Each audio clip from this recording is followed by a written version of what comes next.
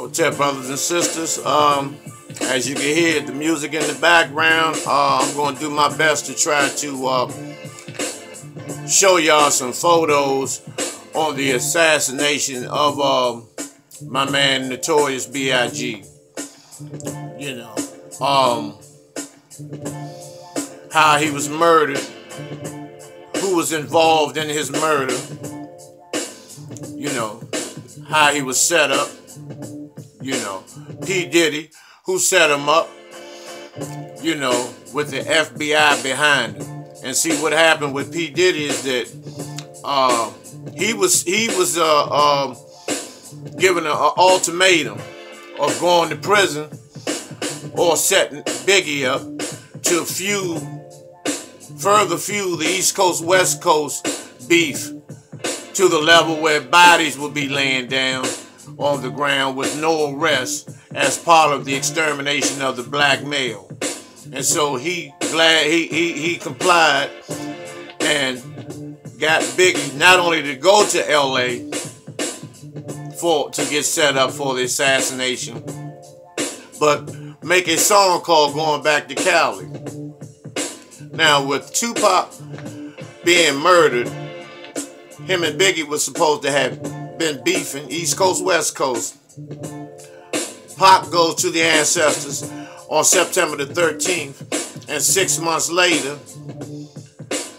Biggie goes to the ancestors on March the 9th, which 21 years ago, this past Friday.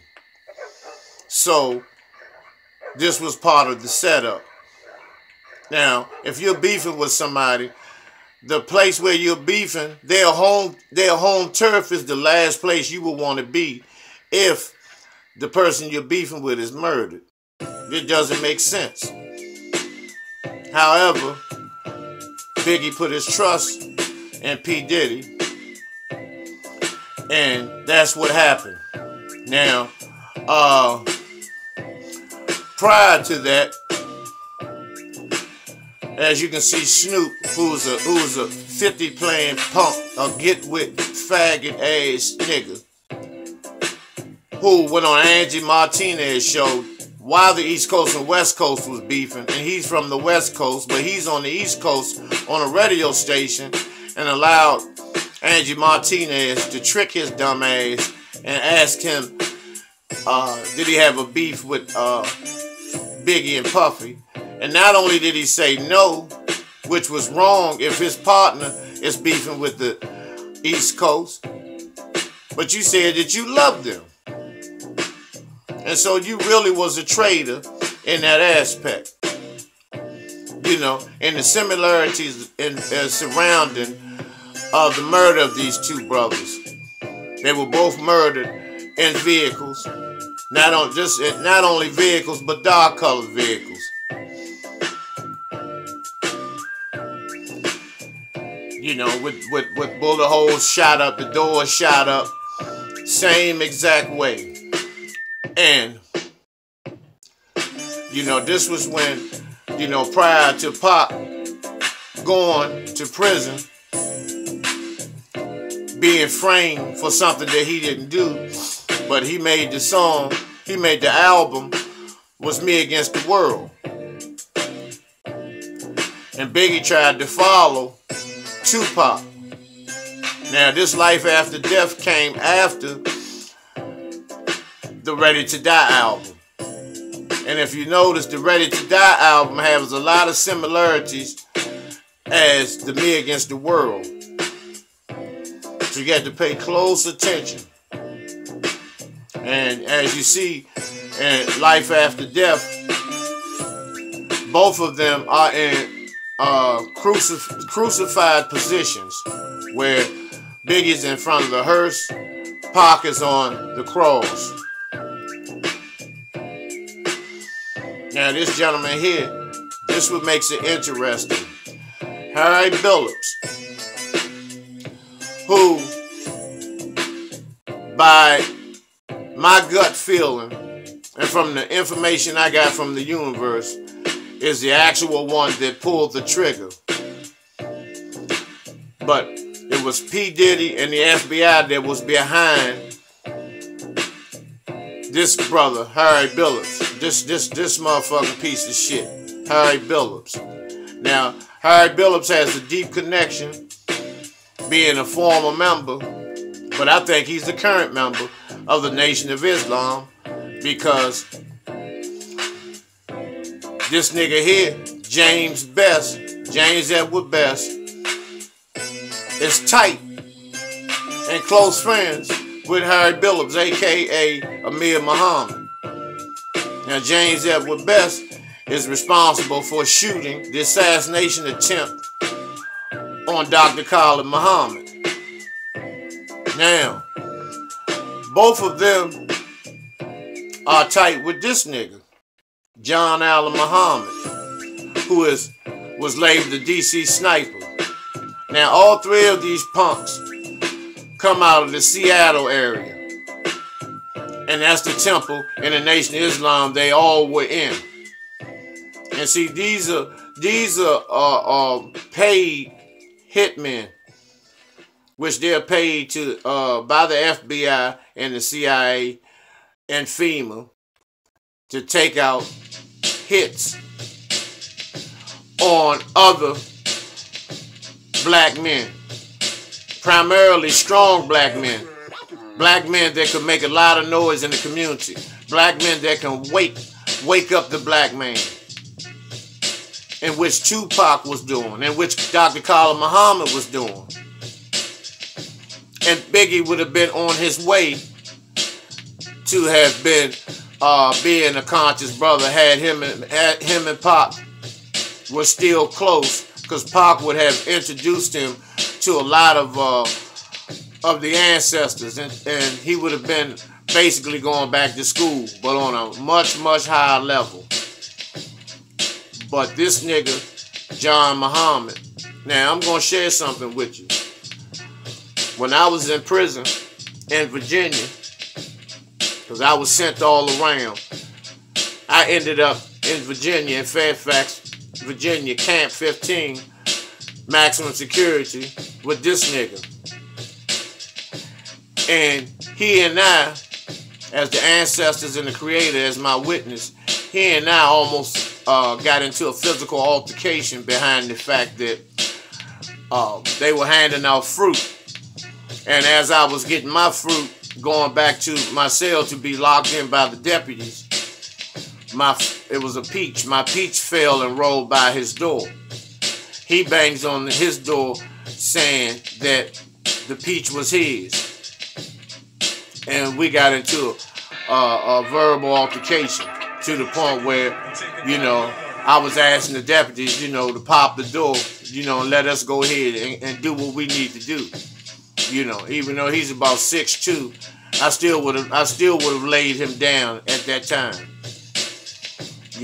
But nevertheless, these are paid assassins to murder people that look like them by way of the FBI, CIA, FEMA, CDC, Homeland Security, the DOJ, the Department of Justice, and many other affiliates with these so-called United States government terrorist organizations that I just named. So, and the sniper, that was orchestrated. That was orchestrated. But I'll do a lecture on that at another time. But Biggie was just collateral damage in terms of being murdered. He was used as a pawn to, once again, create physical violence between the East Coast and West Coast, because these crackers wanted it to the point where every time a East Coast or West Coast rapper have a concert, the opposition would come and there would be mass shootouts in these concerts, resulting in mass casualties. And with that being done, these agencies, these government agencies would have came in and further murdered more black men, lying, claiming that they were probably the shooters in these mass shootings at these concerts. This is exactly what they wanted to happen. So, you do the math on that. But P. Diddy played a major role into having his best friend, supposedly his best friend, murdered. And you know, what makes me sick is when Faith Evans and P. Diddy sing the song Missing You. And they went, actually they did it, they performed at one of the awards, whether it was Source, BET Awards, NAACP. It was one of them nigger fest award shows. I call it a nigger fest. That they performed that Missing You. You have to be a gutless motherfucker to kill your best friend and then perform and do a song and dance saying that you miss him. You have to be a straight motherfucking lunatic. Now, when P. Diddy, after having Biggie murdered, he was charged with a shooting in a nightclub, and he was with Jennifer Lopez. You know, and now that spick bitch saved him. Because she's nothing either, but she's nothing but an opportunist either. She goes around, she's a money grubbing whore. And, you know, she was with Diddy. And so what happened, he used his get out of jail card, and the FBI sent Shine to jail instead of P. Diddy for the shooting or stabbing that took place in a nightclub up in New York. And also, he had the Hispanic trash, J-Ho, you know, that's what I call a J-Ho, Jennifer Lopez, that was with him, because she run through niggas like she run through clothes.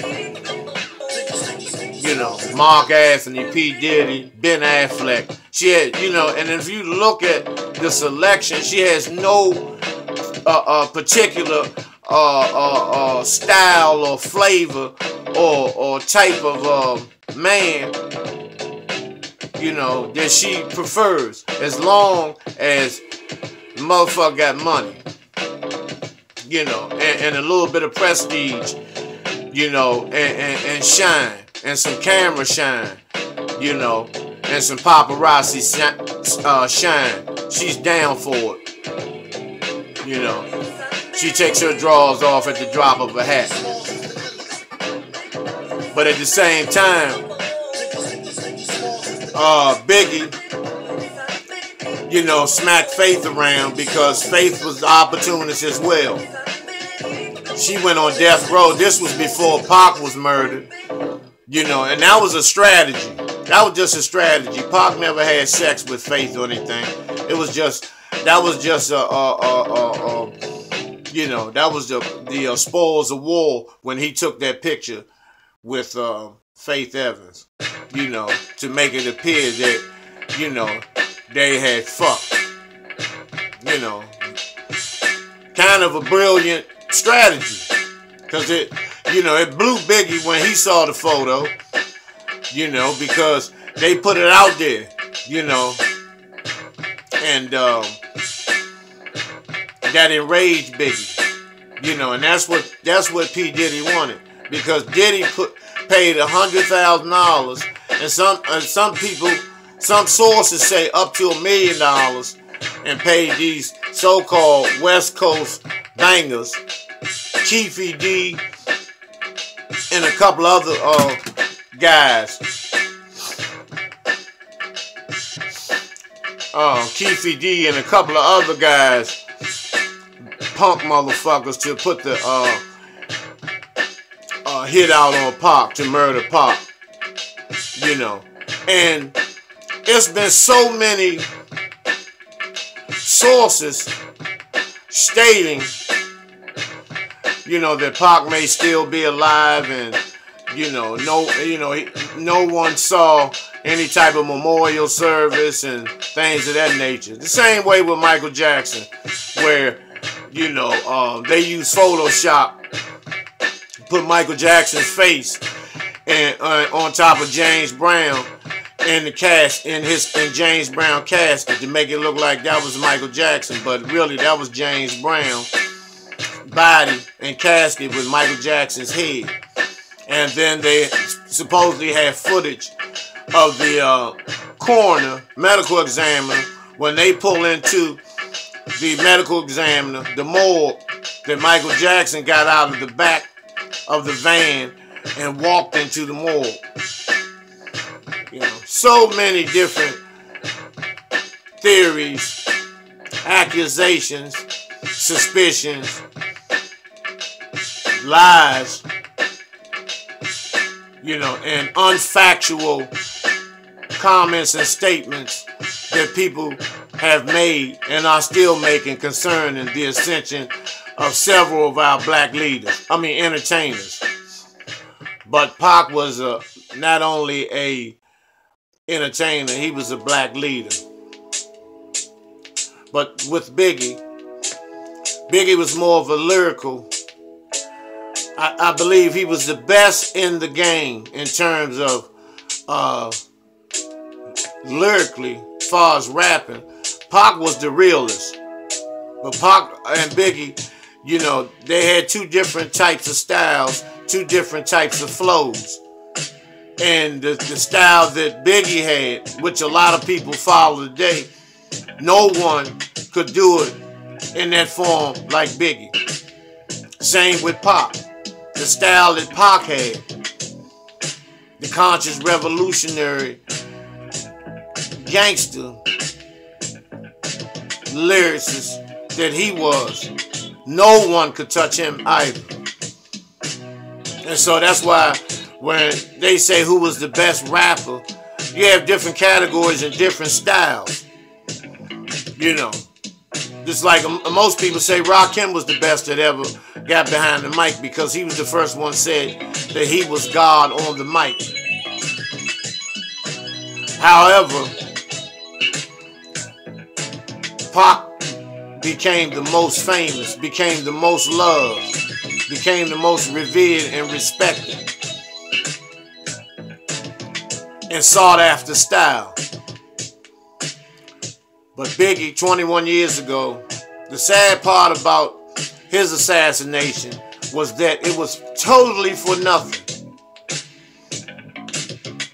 It was just because he was used, once again, as a pawn to create an all-out war with the East Coast and the West Coast, which not just the rappers, but you would have had East Coast bangers, East Coast thugs, and West Coast bangers and West Coast thugs. And you talking about the West Coast all the way from Seattle, all the way down to New Mexico, and the East Coast, from Miami to Connecticut. And the casualties that would have created. Compliments of this motherfucking cracker. And so that's why it's important, brothers and sisters, that we stop the bullshit and we begin to see the work of this devil for what it really is. For what it really is. Enough of that. I'm just going to go ahead and I'm going to discuss some other things as far as our brothers and sisters that are on the street. Now, when we talking about brothers and sisters on the street, give me a second. I want to talk about the brothers and sisters that are on the streets in D.C. If you can see that picture behind me, that's a picture of right in front near the White House of homeless people who camp all around the White House, the Capitol, the Lincoln Memorial, the Jefferson Memorial. You have all of these brothers and sisters who camp out at these places. They have nowhere to go. 38,000. Now, LA has 47,000. We almost caught up with LA. And LA is probably bigger. It is much bigger than DC. So, what do we do? Now, excuse me, they always talk this good shit about America is this and, you know, all these opportunities and what have you. But yet, the black male, which we don't want to talk about, who is the most disenfranchised, the most hated, the most mistreated, the most unemployed, the most drug addicted, the most prison confined, the most murdered, the most slain, the most railroaded in court, the most disrespected by family, the most disrespected by spouse, the most disrespected by children, the most unemployed, with the highest level of self-esteem, self-hatred, from post-traumatic stress disorder, slave disorder, and post-traumatic stress disorder from the violence on the streets. And I get tired of people, even our own people, making these fucking excuses up. You know, our brothers and sisters, these niggas got millions and millions of dollars. We have the black community have enough revenue and economic power to end homelessness overnight. But it's not designed like that. So a lot of you niggas are not allowed to help create and rejuvenate the black nation. Because the black male has been taken out of the home. He's taken out of the home.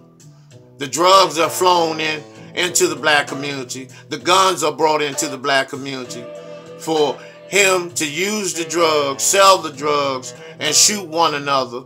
And then when you do that, you go to the penitentiary. You stay in the penitentiary, and then you work and slave for one of the major corporations out here.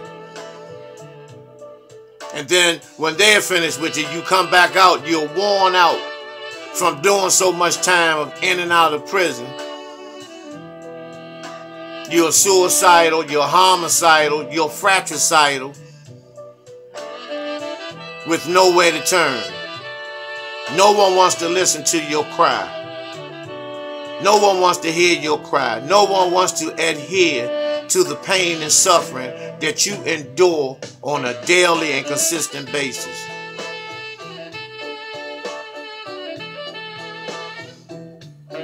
But yet, we talk about all this togetherness because a few niggas have some wealth from jumping over basketball rims or throwing a 100-yard football or learning how to punish somebody in an 18-foot ring. Or you know how to spit 16 bars in the studio. Or you know how to moonwalk. You have to do some type of acrobatic talent. You have to have some type of acrobatic, half animal type talent to have some type of wealth for a black man to live a halfway decent life. And then you're not allowed to go back into the hood and help your brothers and sisters. But yet you sit and talk about them like animals to the cracker and on worldwide media. And then you wonder why. This is why I talk and get on the motherfucking niggas, these coons and these buck dancing motherfuckers like I do. Because how can you have love and respect for someone who's a millionaire, and while he's in his limo, he will ride past people that look like him, that are unfortunate, that are sleeping on the sidewalks, and you call yourself a man? You're less than human. You have incorporated a demonic goddamn spirit and attitude based on you've been given wealth by this goddamn devil.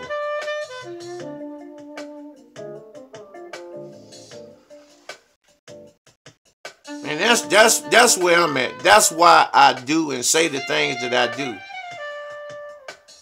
And I'm going to continue to do that. I'm going to continue to fight for liberation and salvation for the black nation. Because once we get that once the black man is placed back where he's supposed to be, placed back at the head of the table, at the throne, on the throne of his family, his queen, and his offspring, then we'll be able to move forward as a nation. Because if that black man is functioning as far as being an entrepreneur or just making a living, whatever it may be, long as it's not a destructive hustle, long as it's not it plays on the detriment of his brother or his neighbor. Get your hustle on, stand on the throne, and then that black man will help another black man, and so on and so on. But right now, at this point, we have a lot of brothers that have struggled for so long. A lot of them have incorporated a lot of mental health issues. In other words, a lot of our brothers, by being on the streets for so long, not receiving help and crying for help, they've lost their minds. So that percentage, which is 13%, I believe, needs psychiatric treatment. You know, and those who still have managed to hold on to their senses, give them housing, give them food, give them shelter, give them decent occupation, a decent occupation where he can be proud. He can have a lot of black self-pride into helping and raising his family proper. His sons won't have to worry about being molested. Sons won't have to worry about getting involved in the LGBT community and all this bullshit. You know, which I believe, you know, all this shit stems from brothers and sisters being violated as babies and children. You know, so it's time for us to, you know, stop the bullshitting around. You know, stop acting selfish. You know, and the largest corporation and organization and foundation in the black community, which is the church, the black church, they literally do nothing for the black community. They literally do nothing for the black community. You have some churches every once in a while, depending on how much tithes they get, they may go out and give out some fucking hot dogs and shit like that, you know, and hand out pamphlets where, you know, in order to get a meal, you have to pray. A lot of them are like that. A lot of them are petty like that. You know, but that's the biggest institution in the black community today is the black church. And you see them, you know, going to church and it looks like they are going to a concert or the Soul Train Music Awards. Come as you are. You know, if you're a homosexual, as long as you tithe heavy, you are okay. There's nothing wrong with you. That demonic spirit that's in you, that's causing you to lay down or have a desire and thirst for another hairy ass man, oh, it's okay. Because you are a member of this church. And your tithing is very, very heavy. So you get a pass. But the heterosexual brother who is unemployed, who is struggling and looking for an opportunity, they won't even give him a job cleaning up the fucking church. Because he's not tithing heavy enough. I've seen it. I've seen people give thousands and thousands and thousands to the church, and then when they encounter problems, they can't get any help. And then the ones that play like they're gonna help them, or they give them just a crumb, they gotta jump through hoops, make an appointment with the pastor and all this bullshit. You didn't make an appointment to give that $100 in the motherfucking bucket last Sunday. You didn't need no appointment for that. But to get some fucking real help, you gotta jump through hoops.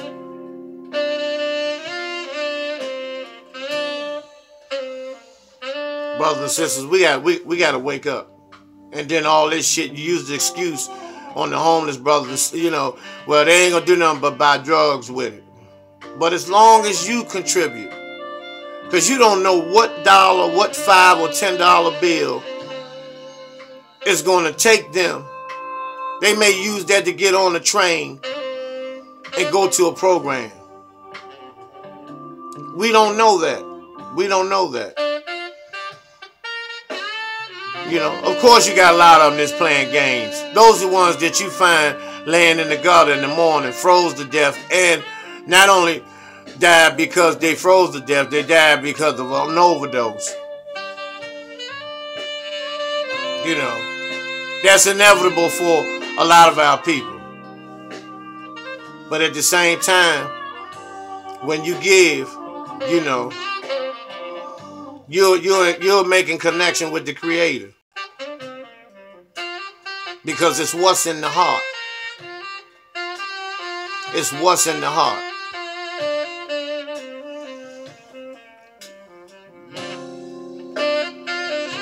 So, until we meet again, brothers and sisters, I hope you got something out of this. Like I said, I try my best to bring some quality to you all, because you all deserve it. You all deserve somebody that's going to be real. Because I'm going to talk